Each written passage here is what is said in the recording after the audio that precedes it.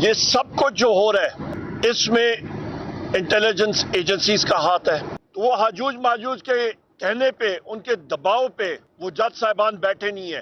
یہ شمالی کوریا یا برما جیسا ماحول بنایا جا رہا ہے کہ پاکستان میں آئین اور قانون نہیں ہے. قاضی فائز عیسیٰ صاحب نے انہوں نے جو کل کا ڈیسیجن کیا تھا، میں نے کل بھی ایک ٹی وی پروگرام پہ کہا تھا، توقع یہی تھی جاتے جاتے ضرور کوئی گند کریں گے. وہ آصف علی زرداری ہیں یا میاں محمد نواز شریف ہیں.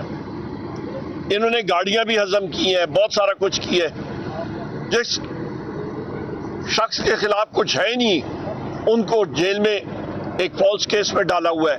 یہاں پہ یہ سب کچھ جو ہو رہا ہے اس میں انٹیلیجنس ایجنسیز کا ہاتھ ہے.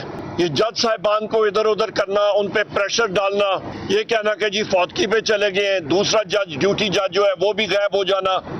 ابھی میں انٹیلیجنس ایجنسی کے نام میں لیتا ہوتا ہوں، یہاں پہ میں نام لوں گا تو آپ کا یہ میڈیا کا چینل جو ہے وہ اس کو چلائے گا نہیں یا اس کو کٹ کرے گا، تو میں ان کو ہاجوج ماجوج کہہ دوں گا. تو وہ ہاجوج ماجوج کے کہنے پہ، ان کے دباؤ پہ وہ جج صاحبان بیٹھے نہیں ہیں اور ایک بے قصور خاتون کو آج جیل میں رکھا ہوا ہے. پاکستان کی خواتین و حضرات، اس کا جواب جس وقت یہ لوگ، دنیا جس طرح فانی ہے، ہر ایک شخص نے دنیا سے جانا ہے، انہوں نے اپنی قبروں میں رب العزت کو دینا ہوگا. ناانصافی کا جواب انہوں نے دینا ہوگا.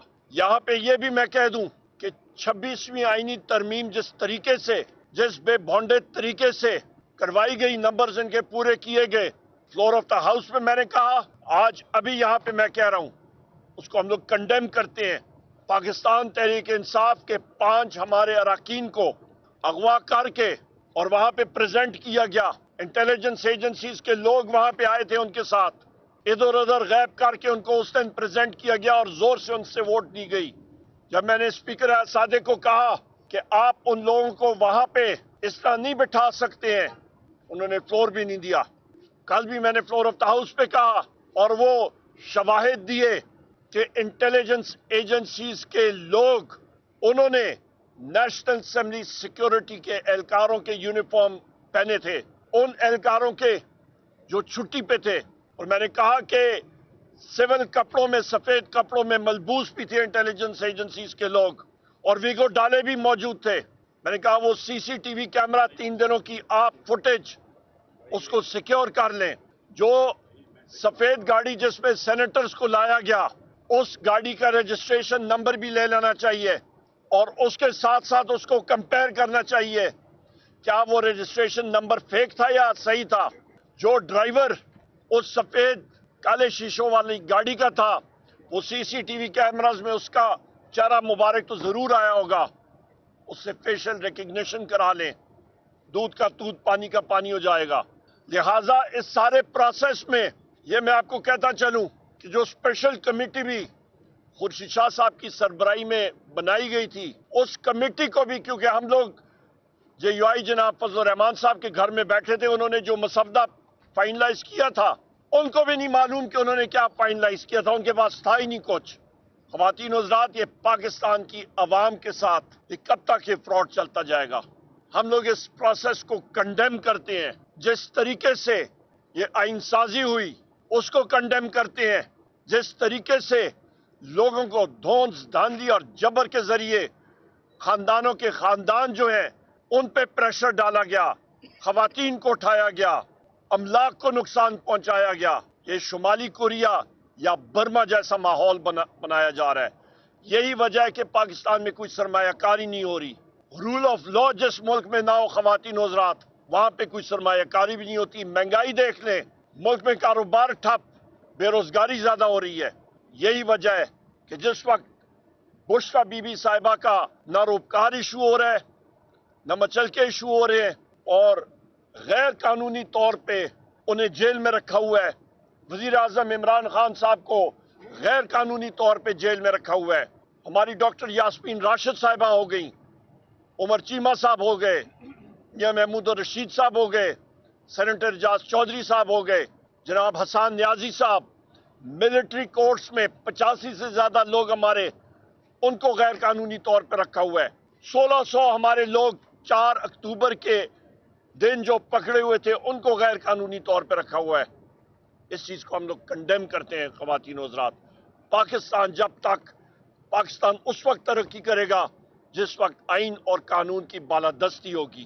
انشاءاللہ تعالی ہماری آئینی اور قانونی جنگ پاکستان میں آئین اور قانون کی بالادستی کے لیے جاری رہے گی. ہمارے وکلاء حضرات اس وقت بھی عدالت میں موجود ہیں، پر جج صاحب نہیں ہے سیٹ پہ، وہ غائب ہو گئے.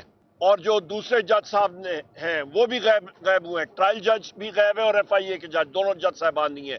اور جو ڈیوٹی جج ہیں وہ بھی نہیں ہے. تو لہٰذا یہی تو میں یہاں پہ بتا رہا ہوں سارے ساتھیوں کو اور پاکستان کی عوام کو کہ پاکستان میں آئین اور قانون نہیں ہے کہ جج صاحبان کو غائب کیا جاتا ہے. ان کو کہا جاتا ہے کہ جی جیسی اسلام آباد ہائی کورٹ کا فیصلہ آیا تو آپ غائب ہو جائیں. یہی مسئلہ ہے. اور دوسری چیز آپ نے سی جے صاحب کی بات کی ہے، تو انشاءاللہ تعالی ہمارا ریزرو سیٹس کا جو کیس ہے اس کو ہم لوگ پرسو کریں گے. ہمارا پاکستان تحریک انصاف کا وہ حق بنتا ہے. اور جو سی جے قاضی فائز عیسیٰ صاحب نے انہوں نے جو کل کا ڈیسیجن کیا تھا، میں نے کل بھی ایک ٹی وی پروگرام پہ کہا تھا، توقع یہی تھی جاتے جاتے ضرور کوئی گند کریں گے، پر ابھی ان کا ٹائم ہوا چاہتا ہے کہ وہ گھر میں بیٹھ کے کافی اور ڈونٹس کھائیں. میں نے آج کی جو بات کہی ہے اس پہ میں قائم ہوں، قائم رہوں گا. میں کبھی بھی کوئی بات نہیں کرتا جس پہ میں قائم نہیں ہوتا. الحمدللہ میں 25 سال سے سیاست میں ہوں اور میں نے پہلے ہی بتا دی ہے کہ انٹیلیجنس ایجنسیز کا رول پارلیمنٹ کے اندر وہ بدبودار ہے، پارلیمنٹ کے باہر بھی غلط ہے، اور یہ سارا جو آرکسٹریٹ ہو رہا ہے یہ پاکستان کی دہائیوں اکائیوں کو کمزور کر رہا ہے. ہمارا احتجاج آئین اور قانون کی بالادستی کے اوپر ہے. ہمارا احتجاج جس طریقے سے یہ 26ویں آئینی ترمیم آئی ہے اور اس پہ جو شکیں آئی ہیں اس کے اوپر ہمارا احتجاج ہوگا. دیکھیں جی ایک جوڈیشل پروسیس ہے، ہم لوگ جج ہیں، وہ ہم لوگ اپنے جوڈیشری کو رسپیکٹ دیتے ہوتے ہیں اور ہم لوگ جائیں گے. جو بھی جج صاحبان ہوں گے اس کی کرسی کے سامنے تو آپ نے کھڑا ہونا ہے کیس لینے کے لیے. اور یہاں پہ اسی اڈیالہ جیل میں آپ کی علیمہ صاحبہ بھی اس وقت جیل میں ہیں اور عظمیٰ صاحبہ بھی. وہ کس چیز میں جیل کاٹ رہی ہیں؟